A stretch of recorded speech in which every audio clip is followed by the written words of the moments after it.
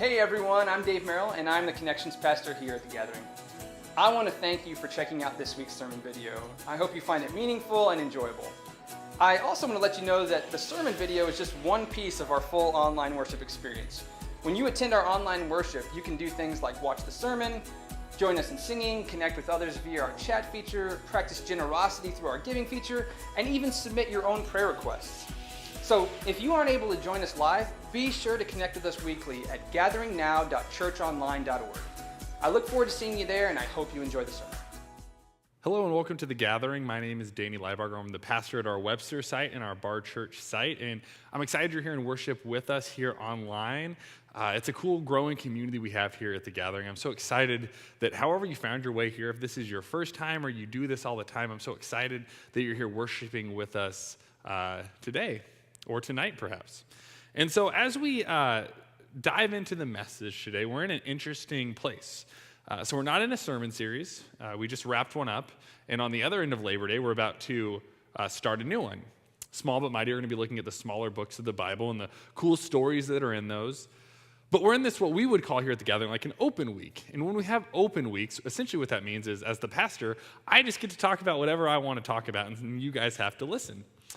But what we're actually going to do is talk about something I want to talk about, but something that I've been doing some like internal studying and praying and reading of the Bible on my own, kind of paired with what I see God calling and challenging both the Webster site and the Bar Church site, as well as what I feel the Gathering as a whole to. We're going to talk a little bit about that. And so we're going to be in the book of Exodus in chapter 3, and what we're going to be looking at here is the story of the calling of Moses. And it's going to be in Exodus chapter 3. Now, there's two ways that you can get this information. You can go watch the 1950s Charlton Heston movie, The Ten Commandments, or you could do what I would challenge you to do. You could read the book of Exodus, and you get this whole story about Moses. But what we're going to do is we're going to look at his calling, and we're going to look at what it does within him and what God does through him. And a little bit of backstory about Moses and kind of the Israelite or Hebrew people. At this point, like Moses is born into a time of slavery and oppression for his people. He knows it deeply. His friends, his family, the people around him would have known this. His generations of people knew this. And so it was so bad that like as they were building pyramids or doing things, they were put into work camps and work groups, and the slavery just continued to mount and to grow into kind of more progressively worse things. And I got to a point even where the king of Egypt was actually commanding that any boy born by a Hebrew woman was put to death. The girl babies could live, but any boy had to be put to death. So to not grow the army or to grow in power or challenge the king of Egypt or whatever. And so they were ordered to be put to death. And so as we know the story, Moses kind of escapes that commandment. He survives and he grows up. And what we find out as we look into the third chapter of Exodus, is that Moses grows up into a pretty normal guy up to the point where we interact with him. So normal that he has a normal job and he's doing normal things. And the story begins in verse 1 of chapter 3 of Exodus, trying to let us know just how normal Moses actually is. So it says this: Moses was taking care of the flock for his father-in-law Jethro, Midian's priest. He led his flock out to the edge of the desert and came to the mountain called Horeb. And so he's a normal guy, right? He's a normal guy doing a normal job. He's in his commute. He's just a goat herder like you or like me. And he's doing his job and he's going to work. And he's nothing special, right? He's just a normal person. But what we see in the next verse is this ordinary guy just doing ordinary things has this extraordinary encounter with God. It says this, starting in verse 2 through 3. The Lord's messenger appeared to him, so talking about Moses here, in the flame of the fire in the middle of the bush. Moses saw that the bush was in flames and that it didn't burn up. Then Moses said to himself, let me go check out this amazing sight and find out why this bush isn't burning up. So you imagine Moses, he'd walked this path plenty of times. He'd been up and he'd down this road. He'd been taking his animals. He was herding that direction. He'd done this thing the same day, maybe even seen a bush burning before, right? Maybe even seen this exact bush, right? But what it says is he sees this bush and he sees that it's burning, but it's not burning up. And he's amazed, right? And so it draws him in. He draws closer to this bush that is on fire but not burning up. And as he draws closer to this bush, he begins to talk to God. And he realizes that something truly amazing is happening, that God is in this bush, and so he flips his shoes off. He stands on holy ground, realizing this is no longer just an ordinary place, but this place that he's been so many times has been transformed into a sacred space where he's meeting one-on-one with God. And as Moses approaches the Lord, he draws in and hears him in the bush. God says back to him this: "I've clearly seen my people oppressed in Egypt. I've heard their cry of injustice because of their slave masters, and I know about their pain. I've come down to rescue them." Again, I said that Moses understood oppression, right? He understood for his people, for their time, like pain and slavery, watching friends and people that were in this pain. He realized it and he felt it so strongly that he was a voice of people trying to push against this. That he went against Egyptians that were abusing other Hebrew people because he had some privilege and some sway there.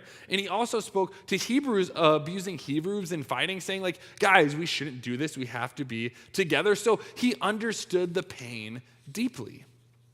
And so as I said, you can imagine he's really excited. He's pumped up. He's jacked that God is coming to save him. God said, right, I feel and I heard your pain. But Moses' excitement is probably tempered a little bit because in the next verses, God actually gives Moses his plan for rescuing his people. It says this in verse 10. "So get going." He's talking to Moses here. "So get going. I'm sending you." His excitement is probably pretty tempered at this point. What was excitement and imagination about what God was doing, he said, oh, God, I think you got the wrong person. Like, I'm just a guy herding my animals, right? I'm going from my normal job, and now you're telling me to be the person to go and do this? He even actually retorts back to God. In verse 11, he says this. He says, "Who am I to go to Pharaoh and bring the Israelites out of Egypt?" Moses felt no security in his ability to do the job that God had called out, even though he felt it deeply. I said he was passionate about this, right? He felt it. He wanted to go help, but he said, who am I to go and do this? And so the story continues, and we'll go in and out of it a little bit, but it goes on for the entire book of Exodus, watching Moses wrestle with this call. And we're not going to look at the entire book of Exodus today, and so I actually encourage you to go read it. It's a great story. As a pastor, it's been formative for me in understanding my call to ministry and as a pastor. And as a congregation, it's important for us as well to understand our interactions with God in these normal days, in these normal activities, but when God shows up in the extraordinary ways and turns these normal spaces that we're in into sacred spaces. But as I said, I encourage you to read the rest of the story. But this morning, today, what I want to talk about is two questions that I hope we will wrestle with here together. And I hope as we go through these questions, we'll understand a little better how we address and respond to our calling from God. And calling is a big word, and so maybe our nudge from God to go in a certain direction or to answer a thing, and how we, as followers of Jesus, respond to that. And so the first question I want to ask us here today is, what is God calling me to? Or rather, what is God calling you to? Like, what is God asking of us? What is God asking of me? Well, it's interesting that I said earlier on in this story, right? Like Moses felt this deeply, right? Like Moses felt the pain early on in his story. If we look in Exodus chapter 2, he understood the pain of the Israelite people. He got heated, as I said, with Egyptians that were abusing Israelites, and he got upset with Hebrew men fighting with each other, and he was someone that just didn't want to see this division, this pain rise up in the way that it was rising up. And so he felt it and he challenged it. And at a deep level, he knew that something had to be done.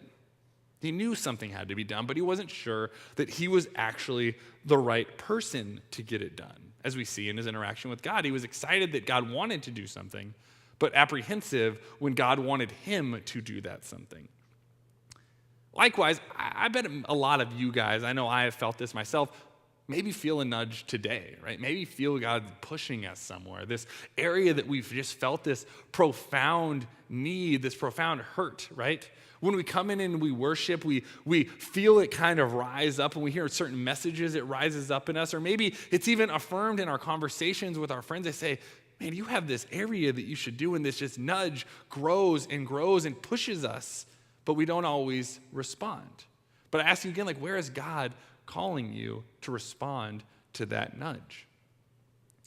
I was just actually meeting with a pastor of a church in U Cities, one of their campus pastors, kind of like myself, and he was talking to me about his call into ministry and how he got into it. And we didn't get into a lot of the logistics, but I heard a lot of Moses' story in this guy as he was telling me about how he ended up where he was. He was living outside of U City, like far away, hours away, and he had this encounter with a church that introduced him to Jesus. He committed his life to follow Jesus and to be a part of the church, and then they moved here, and as they moved here for a better job, for a better city, to be somewhere else, they had lost this community they had, and he felt that God was calling him to be a part of this life-changing story that was introduced to him.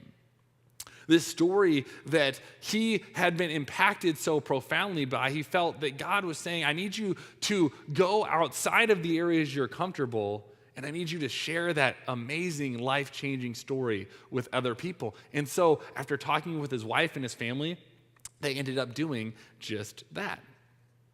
And I think that's where I see in this pastor's story I just talked to, and Moses, and even in my story, and a lot of yours as I talk to you guys, this is where God uses us, right? Where our greatest passions intersect with God's needs and hopes and desires for the world.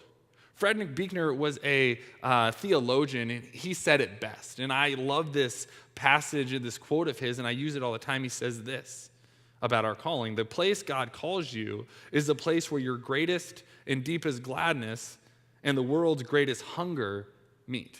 Where our deep gladness and the world's hunger meet. That's what God did with Moses, right? With this pastor in U City, right? Where his gladness and joy, his nudge, intersected with a true and a felt in need in the community, in the world.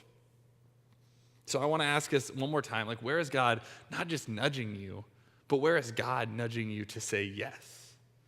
Could it be like here locally? It doesn't have to be something big like Moses to free an entire people group, right? It doesn't have to be that. It could be something small, right? It could be here in the local church. It could be joining a core group, right? Or leading one, right? Like you have these gifts and these passions that you began to grow and learn in your faith that way. Maybe God is saying, today is the time for you to go take that step. Maybe it's the literacy project and you have a passion for youth and for kids and sharing the project of literacy and the gift of that with people. Maybe that is where you are. Maybe it's something to do outside of our church, right? Like helping the homeless community or the racial divide and injustice that's here so profoundly in our city or in the world, to be an agent of change in that. But I hope that we're not like Moses and we just brush it off initially, thinking that who are we, right? Because where our passions are, God is just saying there's an area that I want to use them. Moses probably just thought that God was just waiting there, ready to talk to him, to share with him, to say something. But God had known from the beginning that Moses was going to be the person to do some great things with his people. And I imagine God has a similar request for you and for me today. But that was the first question, right? Like, where is God nudging you? And how do we say yes? And when are we going to say yes? But there's a second and maybe even more profound thing than actually acknowledging the nudge, right? Because I think some of us know the nudge, right? We push it down, we hide it, but we, at a profound level, probably know it. But there's a harder question to answer, and this is where Moses' story gets harder, right? And where we see the most tension. And that question is like, what is actually stopping you from saying yes? Like, not saying yes is one thing, but being self-aware to understand like why you're not saying yes, why you're not following this calling, that is a different thing. For many reasons, I think we feel passionate about things, but we also, as I said, feel ill-equipped. We feel inadequate. We feel like we're not good enough yet. We haven't arrived. We just couldn't do these things, right? But God meets Moses in that space where he's at and gives him a great word of encouragement. He says this to Moses in verse 12. He says, I will be with you. I mean, that's some comforting words, right? Like, I will be with you. In your fear, your inadequacy, I will be with you. And he continues to say this. He says to Moses, this will show you that I am the one who sent you. And after you bring your people out of Egypt, so he's like, there's no way, like, you're not going to do this. Like, after you get them out of Egypt, after you do the job I've called you, you will come back here and worship God on this mountain. God says, like, I'm going to be with you. I'm going to meet you, and I'm going to take you. I'm going to walk with you. And your fear, the place where you met me in your greatest fear, asked me your realest, scariest, most profound questions, I'm going to bring you back there when this is all done. And you're going to look back and you're going to see just how profound and real and there God actually was.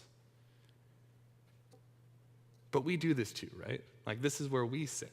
A lot of times when we're trying to figure out where God is nudging us, where God is pushing us, where God is leading us and challenging us to grow, we often forget that we're just a bunch of messed up people, right? That God must want the perfect person. God must want the right person. God must just want a pastor. But God is calling each of us in our own fear and uncertainty and inadequacy to be people that are showing love, grace, and peace here in the world. And I'll share a little story about myself. I hate doing this in sermons and but like things that like are deeply impactful for me like this so it's kind of an embarrassing one. So bear with me as I stumble through it. But I was thinking about, like, as I was reading this and why this was such a profound passage for me, and like where I in my life let fear kind of get in my way, right? And you may or may know this about me. I was a twin, or I have a twin. My twin is still here, and so I still am a twin.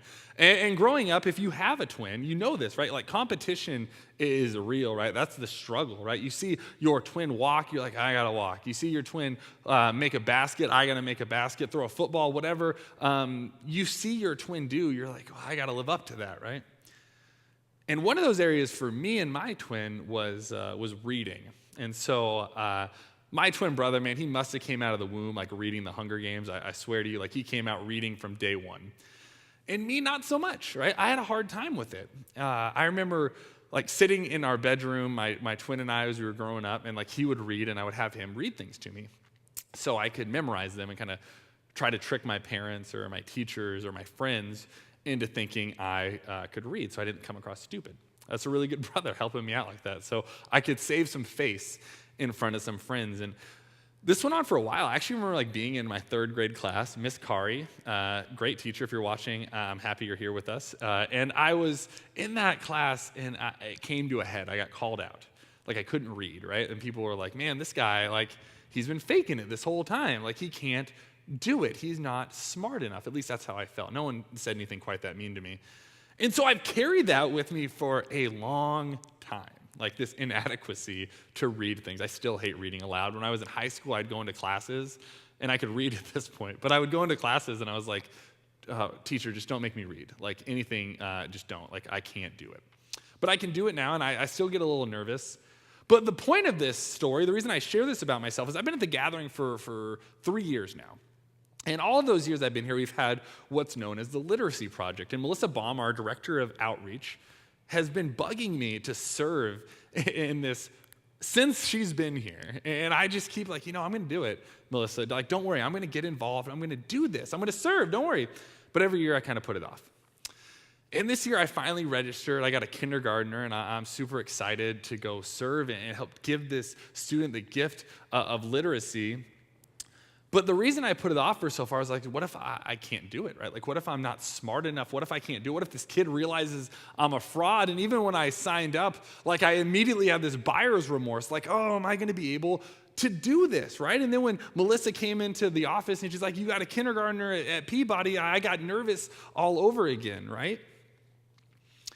But what I found in my story of this, and in Moses' story, and as I've talked to so many of you, that God meets us in our biggest fears, like our biggest inadequacies, the areas we think we actually could do the worst. So, like, I'm a big strength finders nerd, right? God sometimes meets us in the areas that are our lowest strengths or perceived and said, I'm going to use this to transform the kingdom through you. Through your weakness, other people will experience wholeness, right? That's what we saw Jesus do, right? Jesus lives a life and dies on the cross, right? A weak, embarrassing death.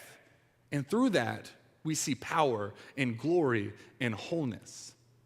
And in a different level, we see this in Moses' story.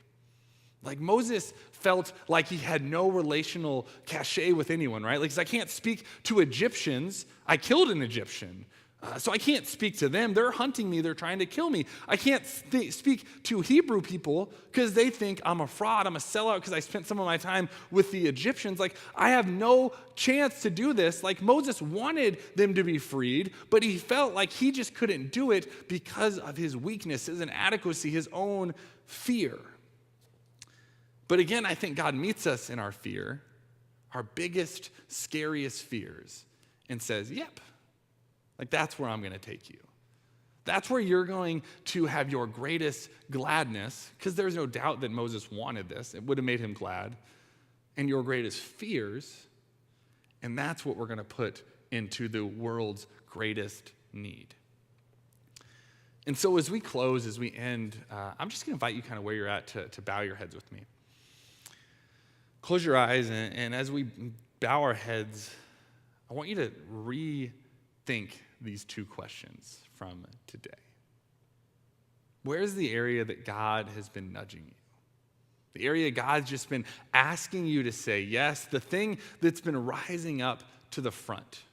Maybe it's missionary work, maybe it's becoming a pastor, maybe it's just tutoring, or maybe leading a core group, or maybe something small. But where has God been nudging you?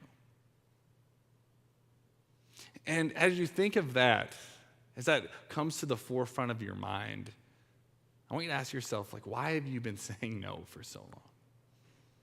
And more than that, like, when you say no, what are the fears that have been stopping you from saying yes? Friends, I think if we answer these questions, if we ask them, we might be people that can better serve and love not only our God, but the world, and reveal the kingdom of heaven here, now, and today. Let's pray. Holy God, we thank you for this church. God, we thank you for these people that we are people called by you. God, called to step out of our fear and live into the reality that you are redeeming us step by step. And through that, God, you are continuing to redeem this world. God, give us the power of your Holy Spirit to say yes. God, to follow you with our hearts, our minds, our soul, and our strength, so that we might be able to love our neighbors, love our brothers and our sisters in the same way we love you. God, I pray this in your Son, Jesus Christ's holy name. Amen.